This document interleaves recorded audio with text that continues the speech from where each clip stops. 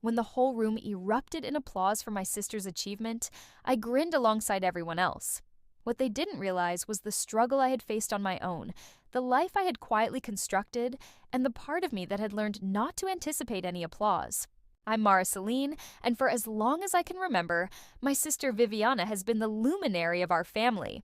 Her confidence, ambition, and impressive accomplishments enchanted everyone. Truly, I was proud of her too. However, that pride can weigh heavily when you're perpetually in someone else's shadow. That evening, as we honored Viviana's most significant success, I remained silent, just as I always did. I never intended to overshadow her moment. I never even planned to speak. Yet my daughter, Ella, had different ideas. And when she took to that stage, everything I had quietly built came to light. The banquet hall sparkled under chandeliers that seemed to have come straight from a fairy tale. Gold and silver balloons hovered above clusters of round tables, and the aroma of fresh roses filled the air. Laughter bounced off the marble floors. Everywhere I looked, people wore their finest. Attire, shimmering gowns, sharp suits, faces radiating pride. This was Viviana's night, and no one would let you forget it. I adjusted the strap of my plain black dress and forced the best smile I could muster. Despite my love for my sister, it was difficult to ignore the sharp pang of loneliness twisting inside me. I scanned the room and found her encircled by admirers, stunning in red silk, her dark hair glistening in the lights, her laughter loud and self-assured. She was captivating, as she always had been. Growing up, Viviana was both the dreamer and the doer. Top of her class, president of every club, the one who left our small town without a backward glance. She built her marketing empire from the ground up. Tonight, she was being celebrated. As Entrepreneur of the Year, the highest honor the Chamber of Commerce could bestow. Our parents, especially our mother, could barely contain their pride. I noticed her dabbing her eyes with a tissue, whispering to her friends about how Viviana was destined for greatness from childhood.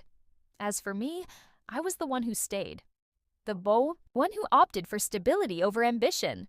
I married young, had my daughter Ella, and when my marriage fell apart, I picked up the pieces and pressed on. No glitz, no grand achievements to celebrate over Christmas dinner, just a life quietly built on resilience, long work hours, late-night homework sessions with Ella, and dreams that had learned to whisper rather than shout.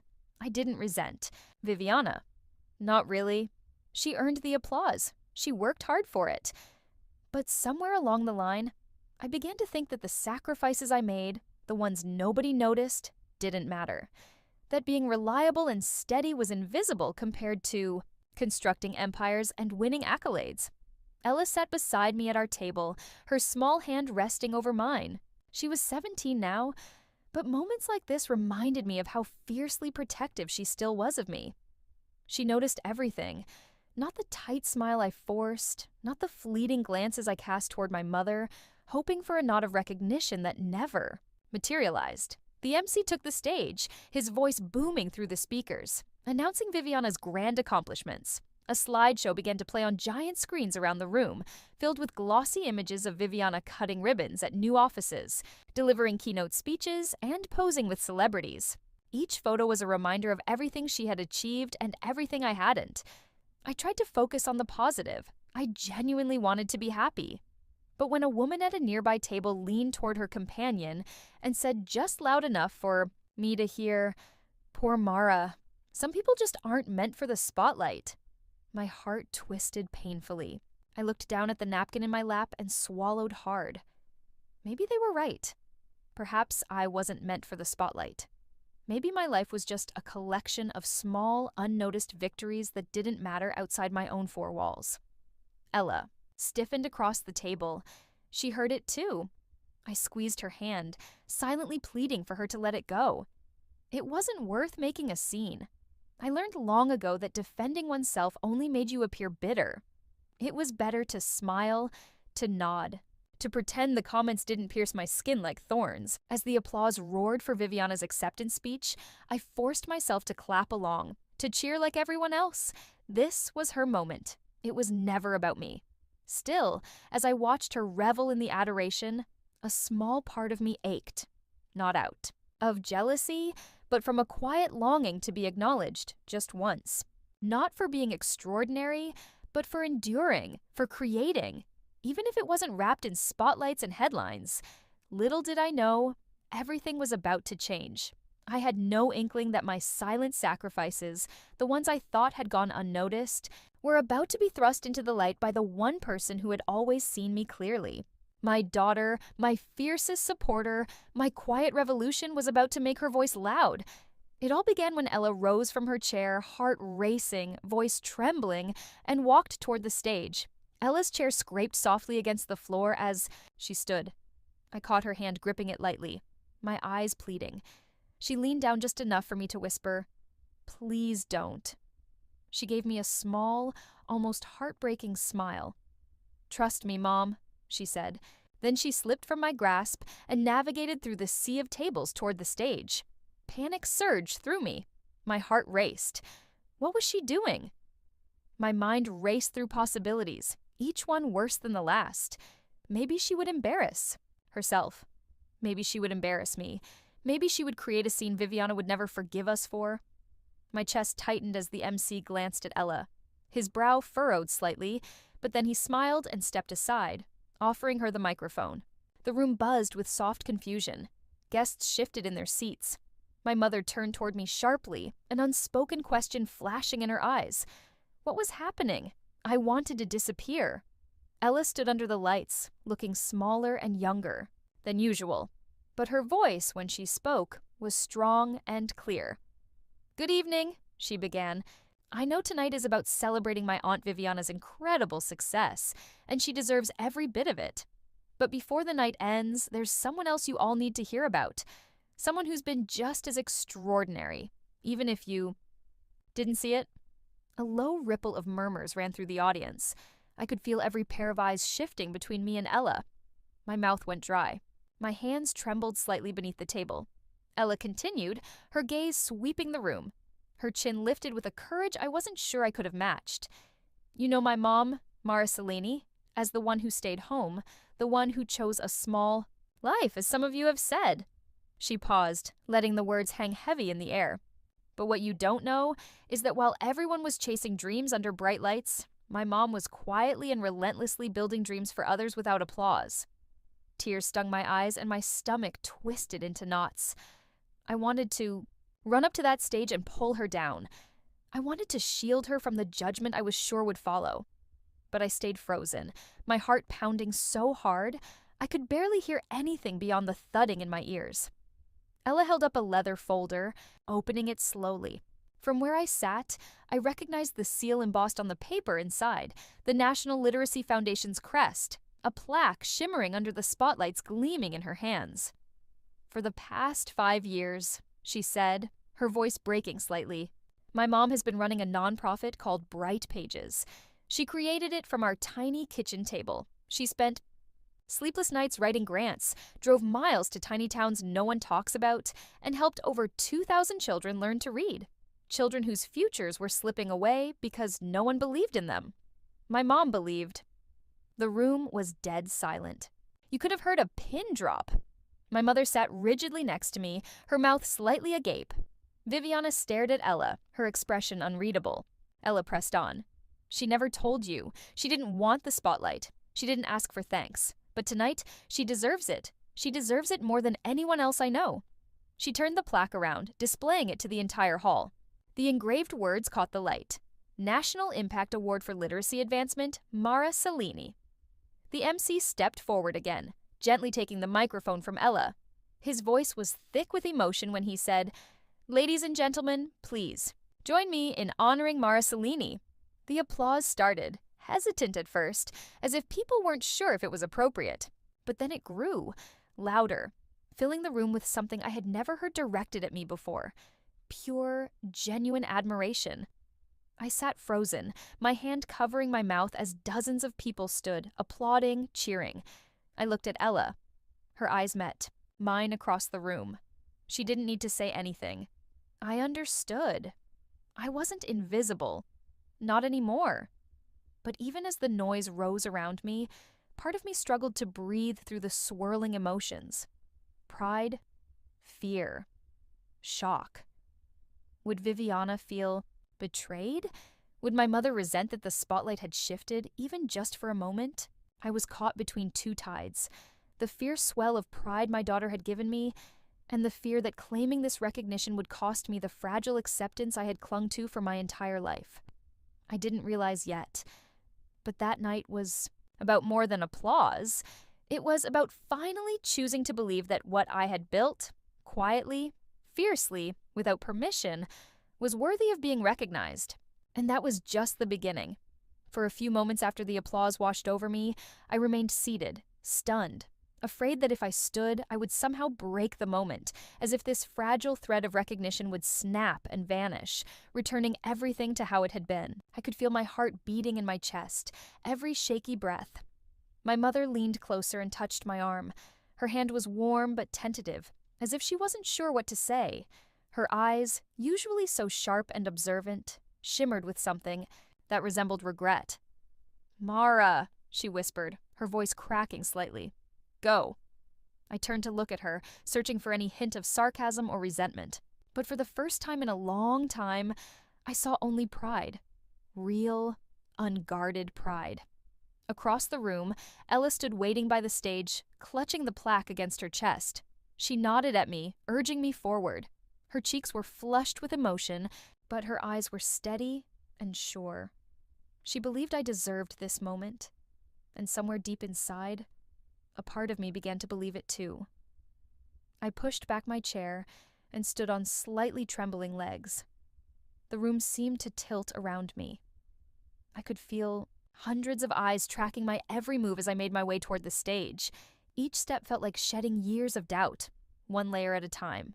I had spent so long building walls around myself, walls made of modesty, fear, and the belief that my work was only valuable if no one noticed it. Tonight, those walls were crumbling. Tonight, I wasn't just the sister who stayed behind. I wasn't just the single mother who made do. I was something more. When I reached the stage, Ella met me halfway and pressed the plaque into my hands. Her fingers brushed mine, giving a gentle squeeze, grounding me in the moment. I turned to the microphone blinking against the bright lights that made it hard to see the audience. I hadn't prepared a speech. I hadn't even prepared to be seen. But somehow the words flowed. "I don't really know what to say," I began, my voice shaking but growing steadier with each word. I never did any of this for recognition. I never thought my name would be spoken into a microphone like this. All I ever wanted was to give children a chance, to hand them a key that could open doors they didn't even know existed. I paused, swallowing hard. The room was silent, hanging on my every syllable.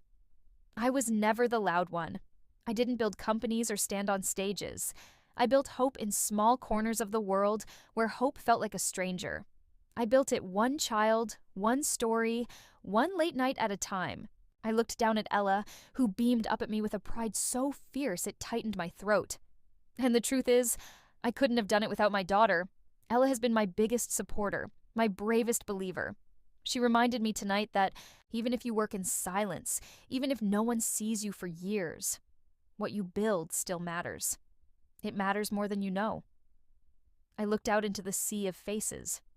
Some were wiping away tears, while others simply nodded, their expressions soft, with understanding. "I'm grateful beyond words," I said, "not just for this award, but for the reminder that we all have the power to build something beautiful, even when no one is watching." As I finished, the applause rose again, enveloping the hall, with a warmth that felt different this time. It wasn't just polite clapping, it was genuine, it was earned. The MC stepped forward to thank me, but before he could utter a word, Viviana joined me on stage. For a split second, fear coursed through me. Was she angry, upset that her moment had been interrupted? But then she wrapped her arms around me in a fierce hug, a genuine one. No cameras flashing, no performance, just two sisters overdue for understanding. "You're incredible, Mara," she whispered into my ear. I had no idea. Neither did most of them, but now they do. And more importantly, now I do. As we stepped off the stage together, Ella rushed up and hugged me tightly. My mother met us near the stairs, her face still wet with tears. For the first time in my life, she didn't compare me to Viviana. She simply said, "I'm so proud of you, baby girl." And I believed her. In that moment, I realized something. Recognition is beautiful, but the real turning point wasn't in winning applause. It was in finally recognizing myself, my worth, my strength, my story. And that changed everything. As we descended from the stage, I felt the weight of years lifting from my shoulders. It wasn't just the applause fading behind us. It was the quiet, stubborn belief that my life hadn't been enough, breaking apart piece by piece right there on the polished floor of that banquet hall. Ella's arm remained looped through mine, grounding me. Viviana walked beside us, silent. At first, as the guests returned to their seats, but the energy in the room had shifted. The glitz and glamour that had seemed so significant an hour ago suddenly felt hollow compared to the rawness filling the space now, snippets of conversations drifting as we passed. How did we not know? She's been doing this for years. That's real impact. People weren't discussing Viviana's million-dollar deals anymore. They were talking about a mother, a woman, a builder of futures who had asked for nothing and given everything.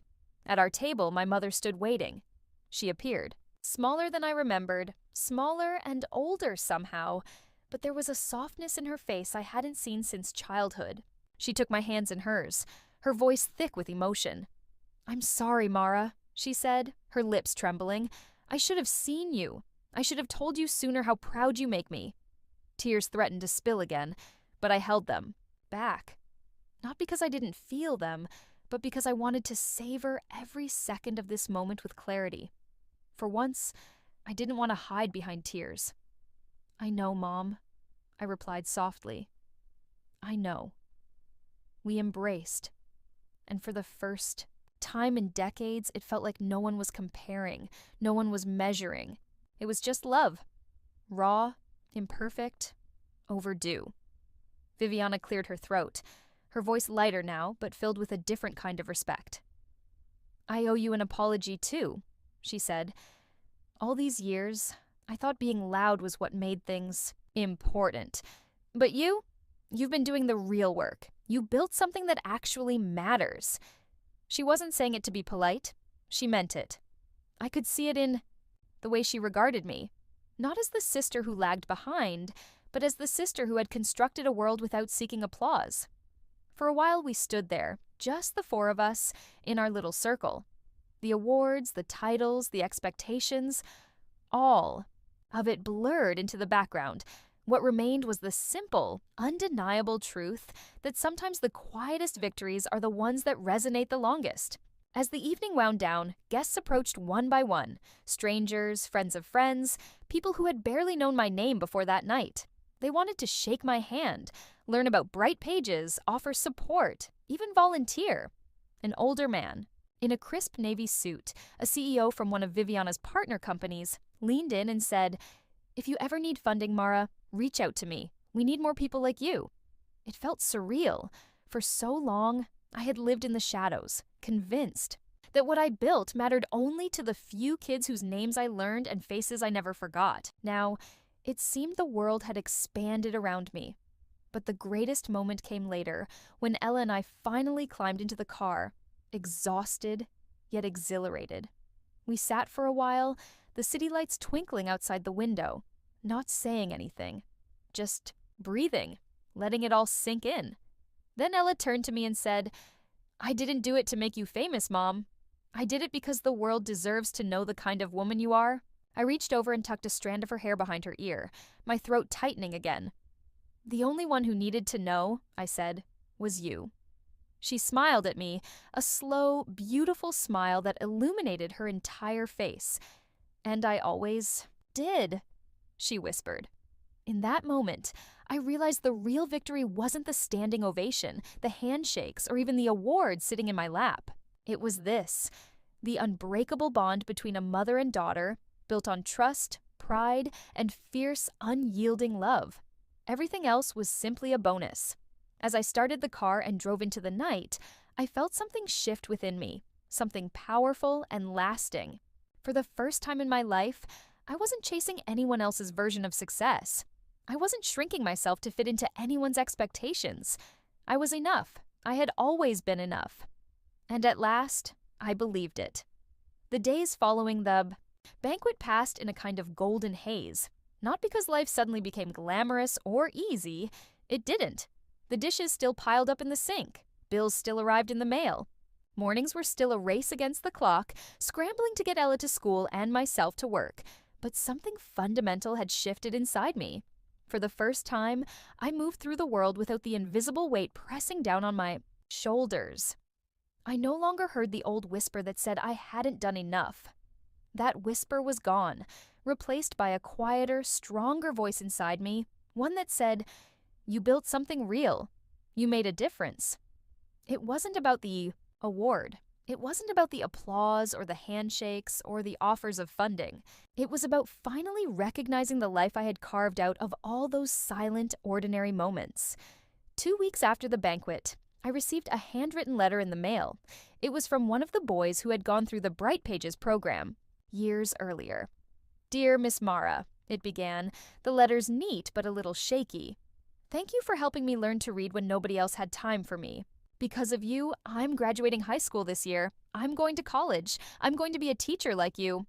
I sat at the kitchen table, tears streaming down my face, the letter clutched in my hands.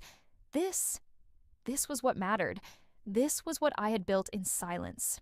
And suddenly, I realized that the quiet paths we walk, the sacrifices we make when nobody is looking, the dreams we nurture in private, they are never wasted. They ripple outward in ways we may never fully see. They matter in ways that awards can't measure. A few weeks later, Viviana invited me out for lunch. We sat across from each other in a sunny little cafe. No crowds, no flashing cameras, just sisters rebuilding something between us that had been cracked but not broken. "I've been thinking a lot about that night," she said, stirring her coffee absent-mindedly. "About you, about how much I missed." I didn't interrupt. I let her speak, let her take her time. "I was always so busy chasing the next milestone," she admitted. "I thought success had to be loud to count. But you built something stronger in the quiet." Her voice broke a little, and she laughed self-consciously. "You built something that lasts." I reached across the table and squeezed her hand. We didn't need to say much more. We understood each other now in a way we never had before. Ella, too, seemed to stand a little taller these days. She carried herself with a new kind of pride. Not the kind you get from being the daughter of someone important, but the pride that comes from seeing the truth, that greatness isn't measured in headlines or bank accounts, but in the lives we quietly lift up along the way. I often thought back to that night in the banquet hall, to the moment Ella took the microphone. She could have chosen silence. It would have been easier, safer, but she didn't. She chose to speak. She chose to shine a light into the places I had quietly labored, not to embarrass me, but to honor me. And in doing so, she taught me the greatest lesson of all. Sometimes the ones we think we are protecting are the ones protecting us in ways we can't even see. Now, when I stand in front of new volunteers at Bright Pages, when I speak to donors or read letters from children who finally cracked open their first book, I remember what that night taught me. That quiet doesn't mean small. That invisible doesn't mean insignificant. And that love poured out over years in unseen ways is a force bigger than any applause. My life didn't change because the world finally noticed me. My life changed because I finally noticed myself. As I tucked the plaque into a small corner of my living room, surrounded by photographs of Ella, of our road trips, of story times, messy kitchens, and simple joys, I realized that my legacy wasn't made of gold or headlines. It was made of laughter, of open books, of stubborn hope, and of a daughter who refused to let her mother's light stay hidden. In the end, it wasn't about proving myself to the world. It was about finally embracing the truth I had been building all along. I had created something beautiful, and I didn't need a stage to know it. Thank you for listening to my story. If it touched your heart even a little, if it reminded you of someone building something beautiful in silence, I would love for you to like this video and share it with someone who might need to hear it, too. I'd also love to hear your own story. Drop a comment below and tell me, have you ever felt unseen while working for something that mattered? Your voice matters here. Your journey matters. I read every single comment. And if you want more true stories that remind us of the strength we carry in quiet moments, subscribe to the channel and join our community. We are all building something. And here, you are never invisible. Until next time, keep building, keep believing, and remember, even the smallest light shines bright.